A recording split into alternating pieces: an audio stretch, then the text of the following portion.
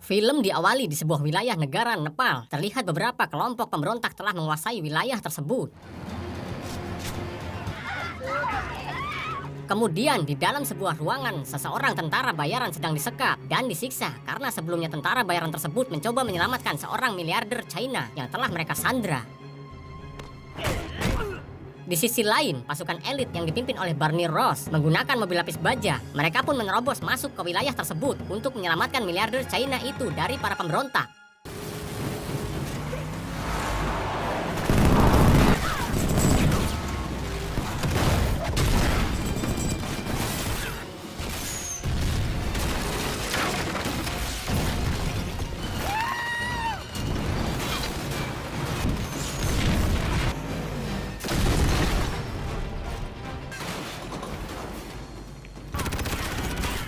Incoming chopper!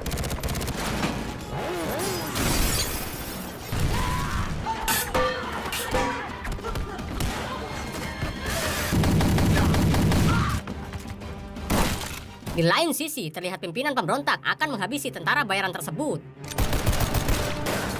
Beruntung, tim Barney berhasil masuk dan menghabisi pimpinan pemberontak itu dan para anggotanya.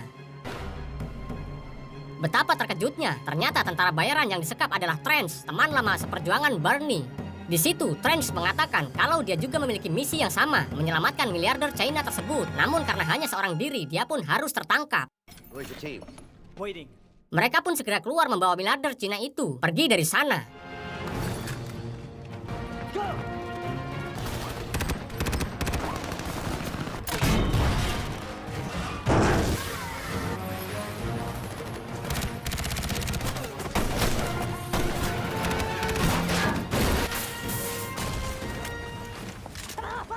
Namun saat melewati hutan, Barney dan Christmas harus terjatuh dari Flying Fox. Lalu mereka berdua dikepung para pemberontak itu.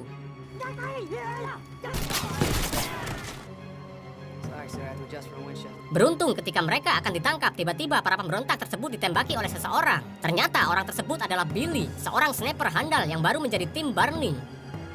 Sementara itu, anggota tim yang lain berhasil terjun ke sungai dan melanjutkan perjalanan dengan menaiki sebuah kapal boot.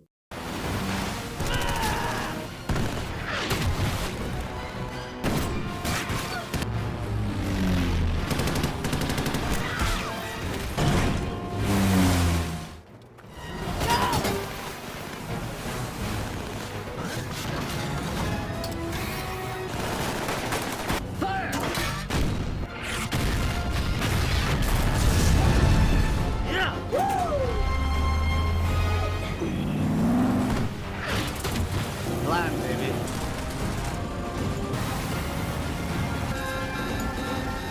Get out! We are approximately 20 miles out of Beijing. Malam harinya, mereka telah sampai di atas wilayah China. Get the client ready. Di situ, Yin Yang bertugas untuk membawa dan mengantarkan miliarder China tersebut kepada orang yang menyewa mereka. Tugas ini ternyata tugas terakhir Yin Yang menjadi anggota tim Barney karena dirinya sudah memutuskan untuk pensiun dari pekerjaannya dan akan memulai kehidupan baru. Opening the hatch! Setelah Yin Yang bersama miliarder China itu melakukan terjun payung, para anggota tim melanjutkan perjalanan kembali ke markas mereka yang berada di Amerika Serikat. Seperti biasa, setelah menyelesaikan misi, para anggota tim merayakannya dengan minum minuman soda ceria di sebuah bar. Kemudian Billy mengajak Barney untuk berbicara empat mata dengannya. Di situ Billy mengatakan kalau dirinya akan meminta cuti beberapa bulan setelah menjalankan misi satu kali lagi bersama tim, karena dirinya berniat mau melamar pacarnya yang merupakan warga negara Prancis. Mendengar niat baik yang akan dilakukan oleh Billy, Barney pun mengiyakan permintaannya. Setelah itu, Barney pergi ke garasi pesawatnya untuk menenangkan diri. Namun sesampainya di sana, dia dikejutkan dengan seorang pria yang bernama Coach. Di situ, Coach menagih hutang kepada Barney karena sebelumnya Barney pernah mendapatkan misi darinya. Namun di tengah misi tersebut, Barney membatalkannya dan memakai uang imbalan sebesar $5 juta yang seharusnya dia kembalikan. Maka dari itu, Coach meminta Barney membayar hutangnya dengan menjalankan sebuah misi yang dia berikan. Di mana misi tersebut adalah mengambil sebuah perangkat di dalam pesawat yang jatuh di pegunungan Gazak, Albania, karena ditembak jatuh oleh kelompok tidak dikenal. Dalam misi kali ini, Coach akan memasukkan salah satu agensinya untuk ikut bersama Barney dan timnya. Di situ, Coach meminta Barney untuk segera menemui agen tersebut malam ini.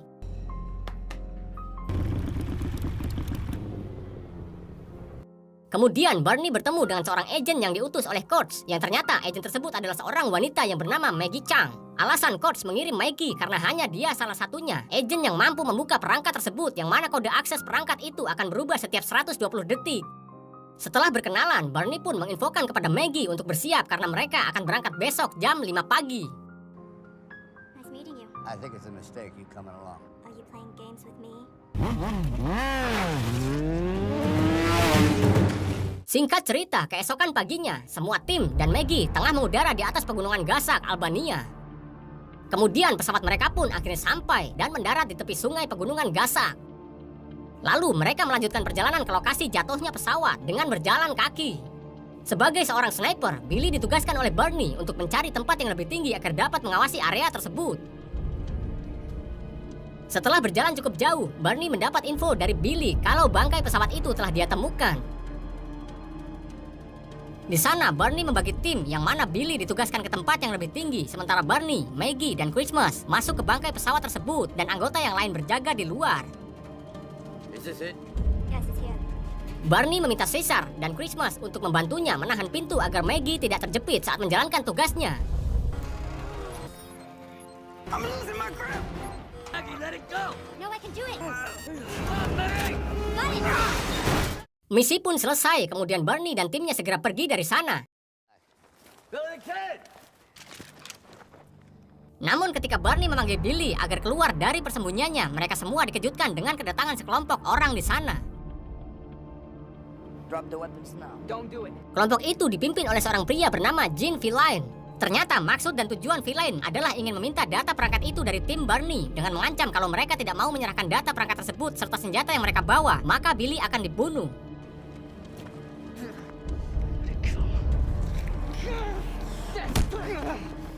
3 seconds. Don't do this. They'll kill everyone. Drop him.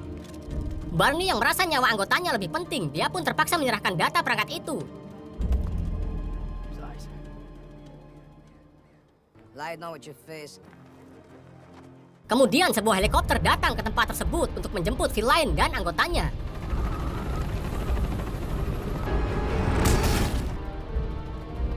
Melihat hal tersebut, Barney segera menghampiri Billy yang kondisinya sangat kritis.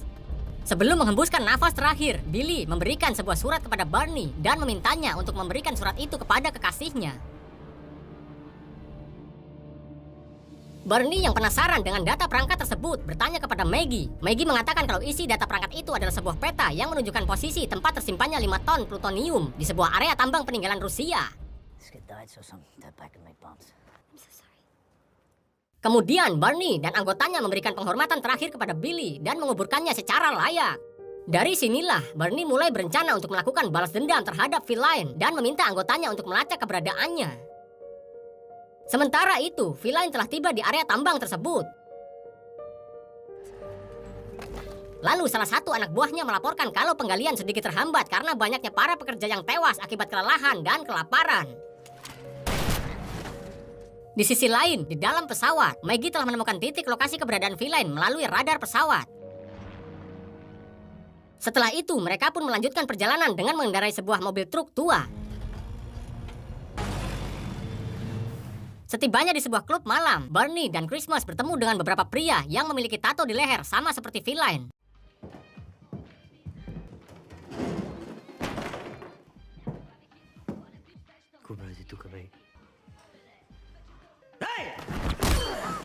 That'll be the classic. Setelah itu, Maggie pun masuk untuk menggali informasi tentang keberadaan Villain dari pria berbadan besar itu. Keesokan harinya, terlihat Christmas sedang menyiapkan semua persenjataan mereka yang masih berada di dalam pesawat. Sementara Barney dan anggota yang lain melanjutkan perjalanan menuju lokasi Villain. Di dalam perjalanan, Maggie memberitahu Barney kalau Villain adalah pimpinan dari kelompok bernama Sanks, kelompok yang sering melakukan perampokan, penculikan, pembunuhan, dan juga menjadi kartel sewaan.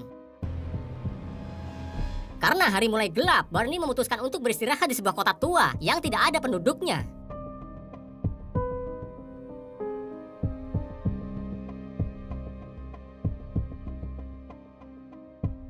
Singkat cerita, keesokan paginya saat tim hendak melanjutkan perjalanan, Caesar justru dikejutkan dengan kedatangan sekelompok orang bersenjata yang langsung menembaki mereka.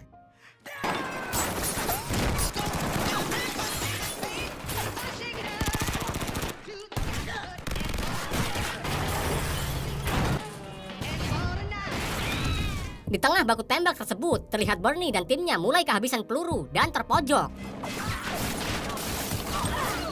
Namun, di saat mereka mulai pasrah, tiba-tiba saja seseorang menembaki kelompok bersenjata itu. Hey, who did that? Hey, what just happened? Ternyata orang tersebut adalah Booker, seorang veteran perang yang merupakan teman lama Bernie. Small world, huh, Barney? Hey, Booker, great to see you. Kemudian Bernie pun bercerita kepada Booker tentang misi yang sedang dia jalani bersama timnya, yaitu menghabisi kelompok Shanks. Booker yang tidak bisa membantu Bernie dalam misi kali ini, dia pun menyarankan Bernie dan timnya untuk pergi ke sebuah desa yang ada di ujung jalan karena seluruh warga desa itu sangat membenci kelompok Shanks dan pastinya akan membantu mereka. Happy hunting. Kemudian mereka pun melanjutkan perjalanan menuju desa tersebut. We will shoot you! No! Who you are? We're here to take care of the Sangs. Mendengar hal tersebut, salah satu wanita di sana mengajak Bernie dan timnya untuk melihat anak-anak yang dia sembunyikan agar tidak diambil oleh kelompok Shanks. Wanita itu pun menjelaskan kalau seluruh pria dewasa di desa ini telah dibawa oleh kelompok Shanks ke suatu tempat untuk bekerja. Namun setelah para pria dewasa pergi bersama kelompok Shanks, mereka tidak ada satupun yang kembali pulang. Maka dari itu para wanita di sana memohon kepada Bernie dan timnya untuk membantu mereka karena mereka yakin kelompok Shanks akan datang kembali. Sementara di sisi lain, Hector mengabarkan kepada Feline kalau sebagian plutonium itu telah dia temukan. Di waktu yang sama, terlihat sekelompok Shanks telah datang di desa tersebut untuk membawa seluruh warga desa yang tersisa.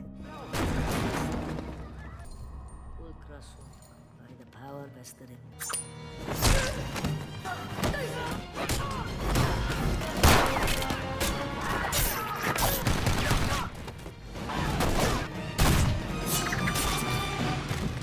Sementara di dalam tambang, Feline yang telah mendapatkan semua plutonium tersebut, dia pun memerintahkan Hector untuk menghabisi semua pekerja tambang guna menghilangkan jejak.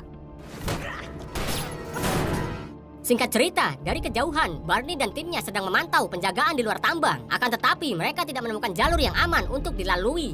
Di sini, Bernie memiliki ide, yaitu dengan menggunakan pesawat.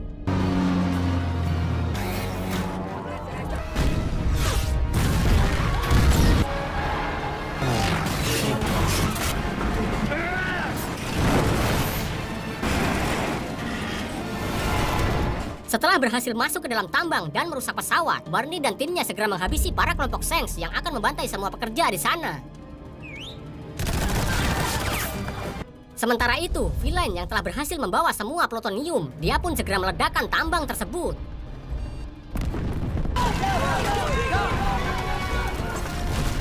Akibat dari ledakan itu, membuat tim dan semua pekerja tambang terjebak di dalam reruntuhan. Gunner yang pernah sekolah di jurusan kimia, dia pun segera membuat sebuah bom dari bebatuan fosfat yang kebetulan ada di dalam tambang. This is gonna be loud! Don't cry, Gunner.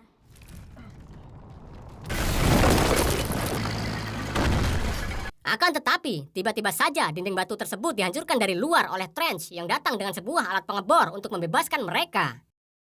Setelah itu, di saat Bernie dan Trench sedang mengamati para warga yang berbahagia, tiba-tiba saja Kurtz datang ke tempat tersebut dan mengajak mereka menaiki sebuah helikopter untuk mengejar Feline.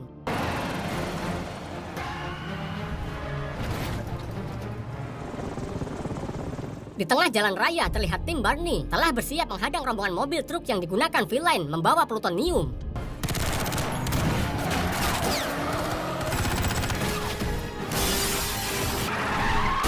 Follow me.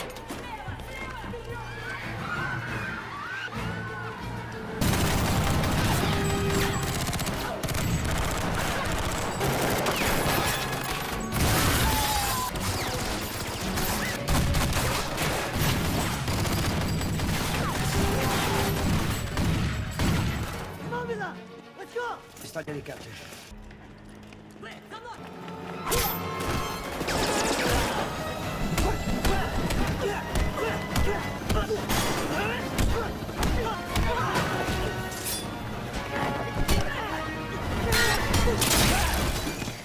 Sementara itu, Bernie dan Maggie telah sampai di sebuah gudang tempat di mana Feline berada. Di situ, Bernie meminta Maggie untuk tetap berjaga di luar sampai pertarungan mereka selesai.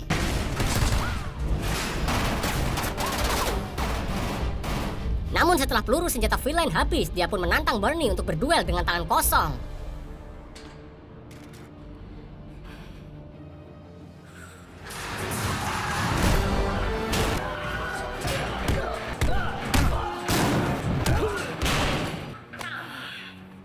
Hingga pada akhirnya di saat villain memprovokasi Barney dengan kematian Billy, hal tersebut justru membuat Barney menjadi mendidih.